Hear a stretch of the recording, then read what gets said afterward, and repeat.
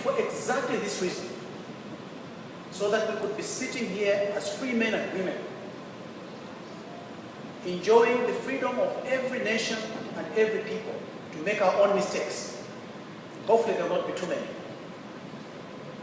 We need to map our own future. No longer is it acceptable for us to blame the colonialists. Now, you, the technical people that are seated here, are making important decisions on behalf of our region. COMESA comprises many countries. SADC comprises many countries. So let me just use this opportunity to welcome you, and I know that you are here for the COMESA technical engagement on post-harvest loss reduction in sub-Saharan Africa. And also my colleagues that have written this speech have informed me that many of you have traveled long distances. I don't know about the long distances. My own forefathers came from Ethiopia, they went through Sudan, they went through Uganda, they went through Rwanda and Burundi, turned back into Tanzania, followed the Rift Valley, came down looking for elephants. They walked long distance. For you, you are flying here, so I don't think it's long distance anyway. Nevertheless, my colleagues say that you have traveled long distance to come here. Yes, I think it is 2 hours is a long time in a plane, because you're covering the distance that my forefathers covered, maybe more than 2 years to get here. 20 years they probably traveled. So, and Ethiopia, you here? Ethiopia is missing. They came from Abyssinia. And you know what? They tell me now that they traveled with guys from Zimbabwe, the Manyikas. And the other day I was in Zimbabwe with the vice president. And I said to the vice president, I said, listen, you are my people because we came from Ethiopia together. And I don't think they realize they also came from Ethiopia. So if there's anybody from Ethiopia or somehow connected with Ethiopia, and any of the countries I've indicated, I am also claiming citizenship of each one of these countries along which my people passed.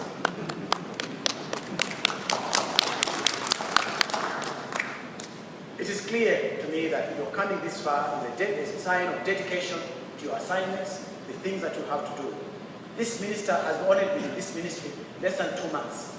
So if I say to you things that I don't know, please correct me. I need to be educated. I am prepared to learn in your school about the issues of post-harvest losses. But what I do know is that the experience of my own country has been very bad. And I suspect very strongly that you are no exception, because Africans tend to do very similar things. So allow me to thank you, and also thank you, our colleagues at COMESA. I know that you are playing a pivotal role in organizing this event. I also know that you have had to do a lot of background work to get to where we are. And each one of you must have spent time preparing for this particular event. And the African Union too, as well as the Food and Agricultural Organization, you have continued to render to our country tremendous support. We want to thank you very sincerely. And in particular to my own ministry, the Ministry of Agriculture and Livestock, we are very much engaged in this, and my presentation this morning to the meeting was to announce our crop harvest for this year. And let me just say very briefly, we are pleased to host you to this meeting in our country. And as I said, we call this Land of Freedom. And those any of you that may have been involved in the freedom fight, looking at the ages, maybe some of you may have been, but I suspect most of you were still in your infancy. So it is my sincere hope that you will be able to set aside some time also to go around to some specific sports, and particularly historical sports. The Namibian Institute, the Namibian University was started from here. You might want to visit that. Is there anybody from Namibia here? Nobody from Namibia? Okay. So I know that there are, throughout Africa, just like in Zambia, there are very high levels of post-harvest losses. Okay, and these obviously have been a concomitant feature of most of our work, whether it is at the time that we're harvesting from the field, or we're transporting it from the field into satellite depots, whether we're moving it from satellite depots into main depots, or whether it is the manner in which we store it. In my own country, one of the challenges that we've had in the past few years has been this. Our production in 2010, 2011 was very high, where the production, the record production, ever since we started producing maize, for example, we had 3.1 million metric tons that we produced. And clearly, our own capacity, secure capacity to have this grain stored safely is only 749 metric tons. 750 if you want. Now, between 750 and 3.1 million metric tons is a huge gap. And we bought 1,739,000 metric tons. And we had nowhere to keep it. And what happens? If you don't have a concrete slab, you probably pick logs, as our forefathers did, and put maize on top of that. These days, we even have tarpaulins to cover it. It's a very nice incubator. It fumigates the whole thing, but what it also does, it accepts moisture, it accepts dampness, and this just leads to the maize germinating. And then after we've said we have got a bumper harvest, what happens? Those 32% of it is lost because of the handling post-harvest. Are we ready to go home now? Finished. Means we're wasting 32%. 32% here in this country, we're losing that. How can this meeting not be necessary? Because you have to take that into the cost of your maize. And also, I also know that some of the expert reports that have been given that the quantitative losses have ranged between 10% for cereals, 20% for legumes, roots and tubers, 30 to 40% for fruits and vegetables. Here in our own country, every year, year in, year out, mangoes are falling all the time onto the ground, rotting and wasting away. And then after the rains are gone, we ask ourselves what was done. And I remember that as a young child, as a boy going to a primary school, we were taught how to preserve sweet potatoes. You have to dig in the ground, make sure that all the sweet potatoes are put in, you cover it nicely, seal it completely, cover the grass and do whatever you have to do. It preserved the potato, sweet potato, for a long, long time. I don't know what we do these days. You want to bring us cylinders and containers of one kind or other. Maybe these are the issues that we should be considering. The factors that are responsible for these losses need to be examined. Also, we have the other traditional issues that arise. Our forefathers used to keep their maize, especially the seed. They would put it above the ceiling, over the fire, to make sure that the smoke from the fireplace would make sure that it's fumigated by the smoke, make it secure, and then use it for planting next time. Now, with the hybrid seed, we are not able to quite do that. And so, therefore, because of this, we have these pests that are chewing on the food that we should have for the people. So these post-harvest losses, as you all know, are of an economic nature as well, resulting from the low prices, lack of access to the markets, or poor quality of our grain, or indeed, for that matter, we reduce this nutritional value. This, again, tends to arise from the manner in which we keep our products. These post-harvest losses, as I said, have contributed to the high cost of food prices by removing part of the food supply from the market. In other words, if we had that 32%, in the case of Zambia, available, our prices would come down because your availability is much, much greater. But also the fact that if you don't keep it properly, you may have now to deal with the issues of how do you dry it to make sure that it's usable. I'm also aware that there are new methodologies now.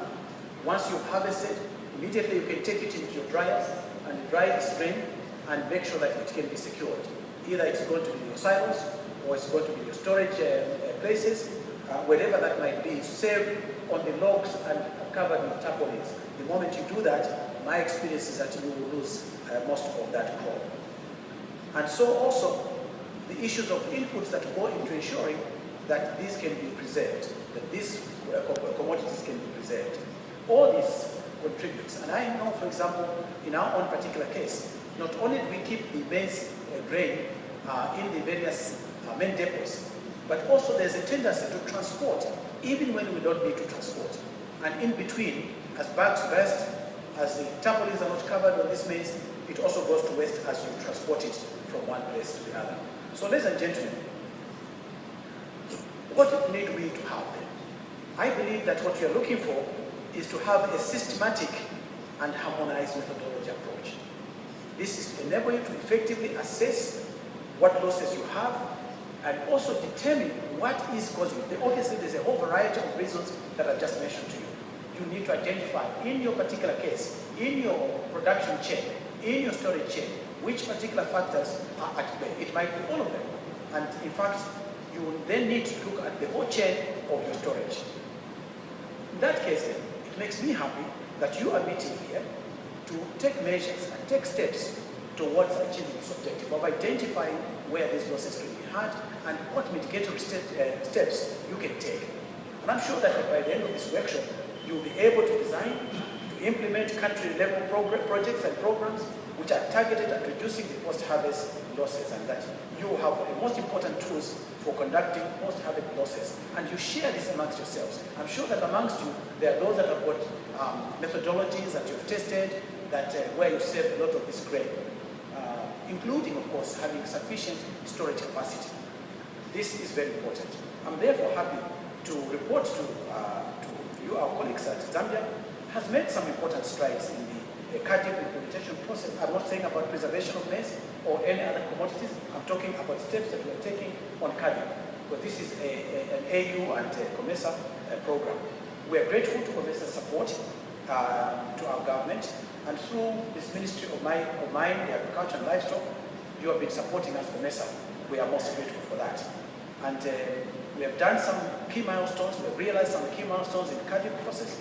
I hope that all of you will share where you are at in your own respective countries, and you will be able to also tell us how we can ensure that everybody else does the same. So in other words, we learn from your best practices in this particular case. Our National Agriculture and Food Security Investment Plan is also ready. We are working on that. In fact, as I went to the ministries less than 2 months ago, I asked the question, where is our strategic plan? And the ministry had no strategic plan. And I asked myself, how do you go about dealing with the challenges and programs if you have no strategic plan? And I was told, oh, Minister, we are working on it.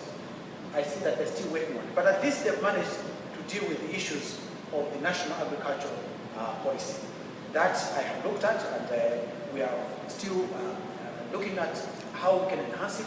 And I'm keen that all these issues of post-harvest losses are taken care of. This is why a policy is necessary. We can learn from you, our colleagues in the region, what you have done, if you have done any better than ourselves. And I hope you have. But also, the document that has been technically reviewed has been looked at by also independent colleagues. I think that our friends from MESA will agree with that. And the high-level business meeting just took place recently.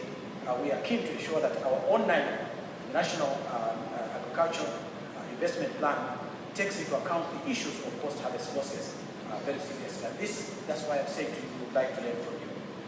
I also know that only through systematic approaches that Zambia and also fellow members from the COMESA region and also those of the AU can boost the fight against the hunger and post-harvest losses reduction.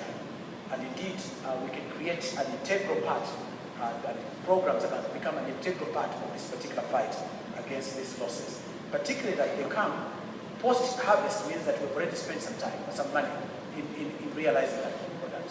Here in our own country, we are involved in supporting small-scale farmers, and we provide subsidies in terms of inputs, in terms of fertilizers, in terms of seed. So when you lose the product after you have harvested it, it simply means all that goes to waste. And I think it's important for us to examine this and say to ourselves, how do we ensure that we don't lose that? And even when you've done this, there's still the cost. You have to borrow money to be able to purchase the little that is remaining, and you have to spread your big cost over a smaller base, i.e. the product that you remain with. So let me then therefore urge you, all of you, to participate very fully in the deliberations over these important 3 days that you have. And I wish you to know that the region is waiting for you, the experts. Most of you are experts, or should I say so-called experts, because for me, you can only be experts when you give us positive and practical solutions to what we're looking for. Okay? We can go to school, get PhDs, and all the masters, all the bachelors that you can care to think of. If it does not benefit the ordinary people, our people, your people, my people, if it does not help us, your education is worthless. It is not of any good to us. And being called an expert, to me, is a misplacement if you can't even solve a simple problem of post-harvest losses. So finally, I hope that after you've done all this, you've analyzed what you're doing, you will come up with some positive, specific programs and processes that we can all adopt. We can all adopt from there, and they will go a long way in fostering food security in the region. And let me also use this opportunity that the Republic of Zambia shall remain committed to the advancement of CAADP agenda as well as any initiatives that will be made from here. Last Thursday, I was in Harare, and I want to say to you how costly these post-harvest processes are. We went to Harare to help our brothers and sisters there because of the food shortage in the region, given these climatic changes, the food shortage. We have now received requests from Burundi.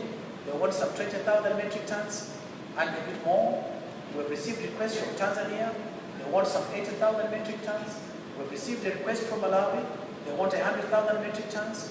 We've received a request from Namibia. They want some 20,000 metric tons. And Zimbabwe had asked us for 150,000 metric tons. And my president has said to me, Minister of Agriculture and Livestock, you will not allow any citizen in the region to die of hunger for as long as Zambia has some maize which we can share. And in the traditional way of Africans, we will share the little that we have.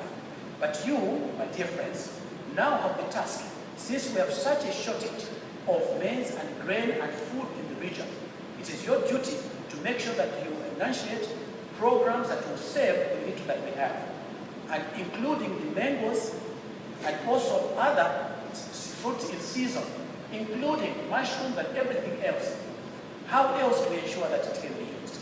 And I know that from the past, we used to dry vegetables. We used to dry the mushrooms. I don't know what you are going to say. And if we, uneducated as we were, in those particular times, we could be able to do things like that, I'm asking you, you the educated ones, with PhDs and everything else, what your proposals are. So I am looking forward to ensuring that I will read what you come up with.